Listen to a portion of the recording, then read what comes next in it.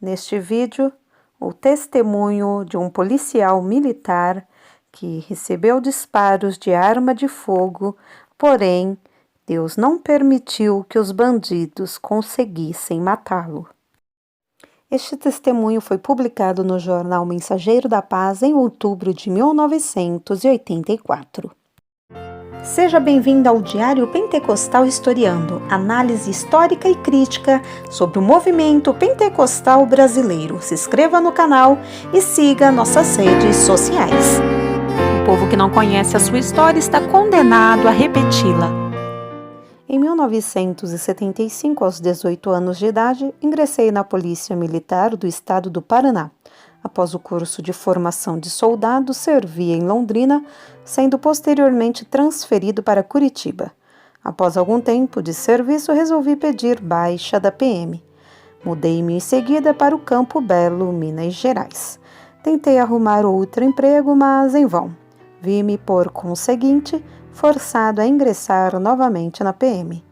Alguns dias depois, assinava o livro de incorporação da PM de Minas Gerais.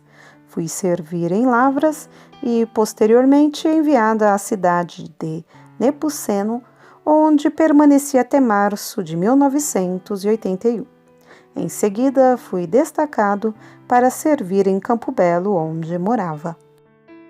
Um estranho pressentimento. Na manhã do dia 3 de junho de 1982, senti um estranho pressentimento. Parecia que a morte aproximava-se de mim. Ao sair para o trabalho, às 11h30, beijei repetidas vezes minha esposa Ruth e meus 2 filhos, Alexandre e Alessandra. Não queria deixá-los. Até parecia que eu estava vendo num último adeus. Beijei-os uma vez mais e saí para trabalhar. Aparentemente, teria um dia normal de trabalho sem qualquer incidente sério. Como de costume, cumprimentei os comerciantes e comerciários, meus colegas de farda e outros conhecidos. Entretanto, não sabia que algo terrível aconteceria e que a rotina da pacata Campo Belo seria quebrada. A tragédia. Naquela tarde, eu e mais 2 companheiros realizávamos a costumeira ronda pela Avenida Afonso Pena, em Campo Belo, quando o comandante do destacamento local, Tenente Deusdete dos Santos, avisou-nos que 3 marginais haviam roubado uma motocicleta. Em seguida, soubemos que os bandidos já tinham largado a moto e se apoderado de uma Brasília. Em sua nafanda caminhada, os ladrões realizaram vários assaltos e apavoraram a cidade. Resolvemos então ir ao encalce dos miliantes. Para cercá-los, rumamos à Avenida João Pinheiro. Passava das 17 horas e meu horário de trabalho já estava encerrado. De repente, avistamos um automóvel com faróis altos e em alta velocidade. Era o veículo roubado. E como já tínhamos sua descrição, tentamos interceptá-lo. Meus companheiros saíram em um Fusca e eu em um Jeep Toyota. Os bandidos, ao tentarem escapar, chegaram a uma passagem de nível. No entanto, não puderam passar porque, naquele momento, uma locomotiva realizava a manobra no local. Desesperados, os marginais, em número de 3, tentaram fugir a pé. Persegui então o marginal, identificado como Marco Antônio de Andrade, que levava uma bolsa carregada de joias. Aproximando-me do ladrão, dei-lhe voz de prisão. Ele, porém, continuou a correr. No entanto, consegui alcançá-lo. Vi-lo encostar-se a uma parede. Esperava que meus companheiros chegassem logo e me dessem cobertura. Mas, enquanto eles não chegavam, tomei a devida precaução para revistar o marginal. Entretanto, o outro bandido chamado Edstone, que fugira para outro lado, aproximou-se sorrateiramente e aplicou-me um violento golpe de punhal pelas costas. Não resisti ao ferimento, caí.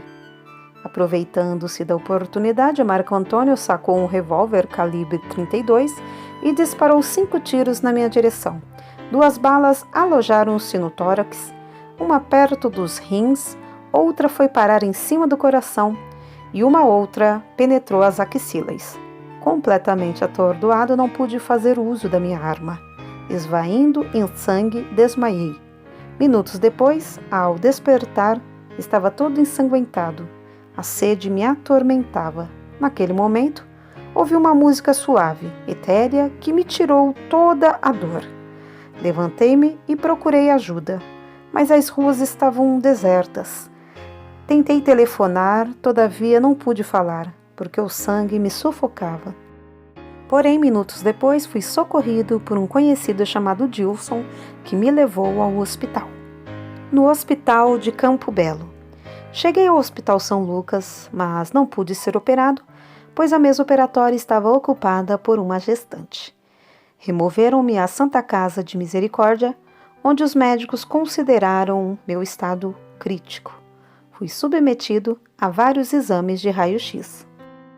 Tentaram estancar a hemorragia, porém não conseguiram fazê-lo. O diagnóstico era tétrico, eu tinha 3 dias de vida. A Santa Casa de Campo Belo não tinha UTI, por isso os médicos resolveram transferir-me de hospital. Colocada em uma ambulância, levaram-me para Lavras. Durante o percurso, recebia soro e sangue, e à medida que a transfusão ia sendo feita, o mesmo sangue se perdia através de meus graves ferimentos. Após 10 minutos de viagem, toda a parte elétrica do veículo entrou em curto-circuito. Tivemos então que enfrentar a escuridão noturna. A viagem poderia ser feita em 40 minutos, todavia, gastamos mais de 2 horas. Eu ali sofrendo já as ânsias da morte. No Hospital Vaz Monteiro. Os médicos do Hospital Vaz Monteiro de Lavras estavam de prontidão à minha espera. Desanimados, eles julgaram o meu caso perdido. Várias balas foram extraídas. No entanto, uma ficou alojada perto dos rins e, em consequência desse projétil, formou-se um abscesso dentro de mim. A febre aumentava terrivelmente. Extraíram a bala, contudo, meu sofrimento aumentava. No dia 17 de junho, melhorei um pouco e, com isto, os médicos ficaram um pouco otimistas e resolvendo me tirar do CTI. No entanto, em consequência da deteriorização do meu estado, tive que voltar novamente para o CTI.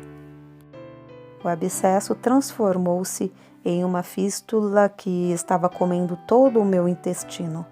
As radiografias mostravam que minhas vísceras estavam totalmente corcomidas. Eu estava perdendo muito sangue. A morte se aproximava. Os médicos então pediram ao pastor Antônio Cerqueira, da Assembleia de Deus de Lavras, que viesse ao hospital e trouxesse consigo minha família. Meus familiares esperavam encontrar-me no necrotério do hospital. Minha morte estava prevista para as 16h30 daquele mesmo dia. Os médicos, tentando aliviar o meu sofrimento, deram-me um poderoso sedativo que, no entanto, não fez efeito. Naquele momento, notei que os que me cercavam estavam desolados, desanimados. Meus colegas de farda deixavam o quarto com uma expressão de desalento. Inclusive, a polícia militar mandou um capelão ministrar-me a extrema-unção, que recusei por ser crente. Tudo isso contemplava sem poder articular sequer uma palavra.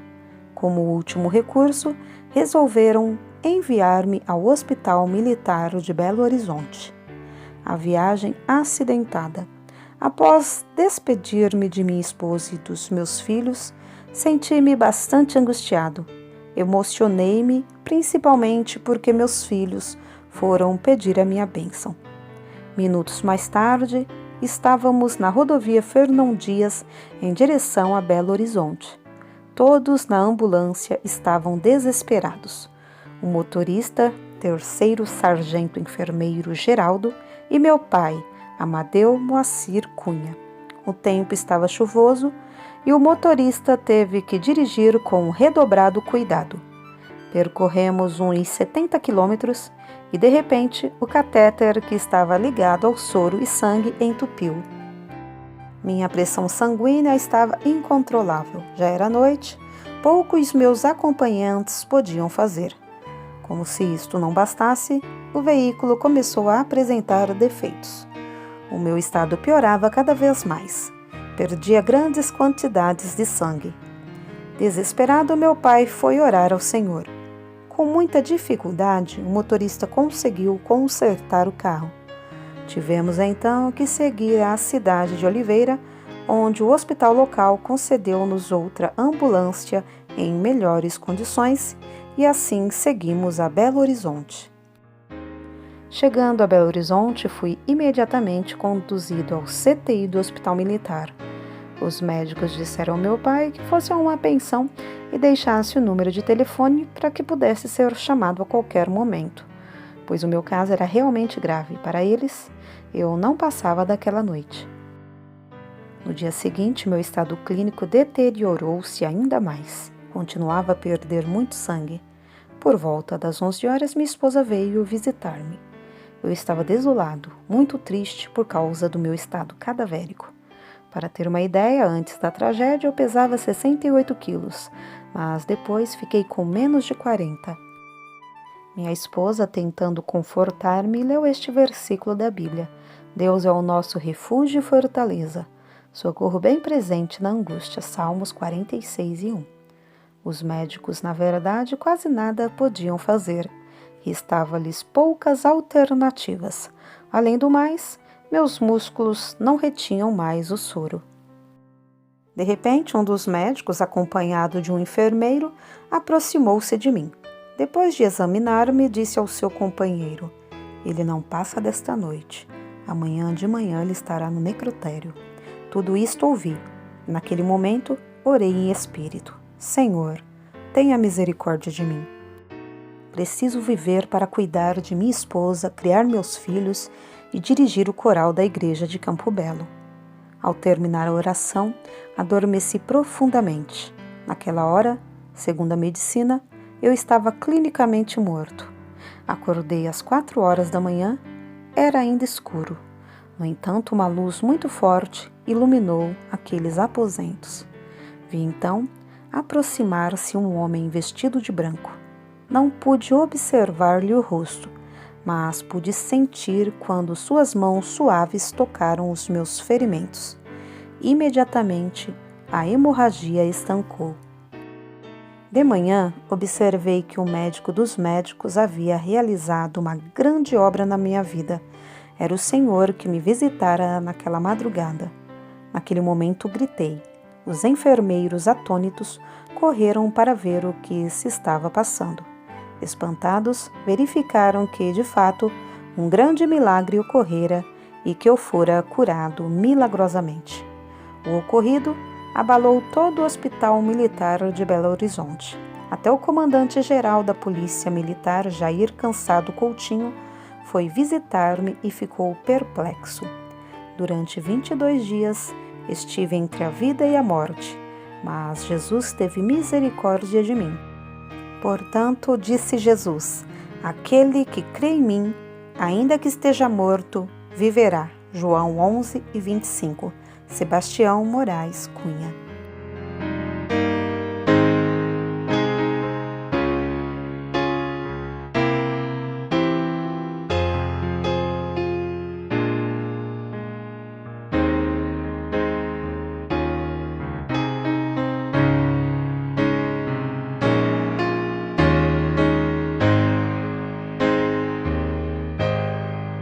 Porque nada podemos contra a verdade, senão pela verdade. Segunda carta aos Coríntios 13:8. Se você gostou do conteúdo deste vídeo, se inscreva no canal, deixe o seu joinha, compartilhe e ative o sininho para receber do YouTube as notificações dos novos vídeos.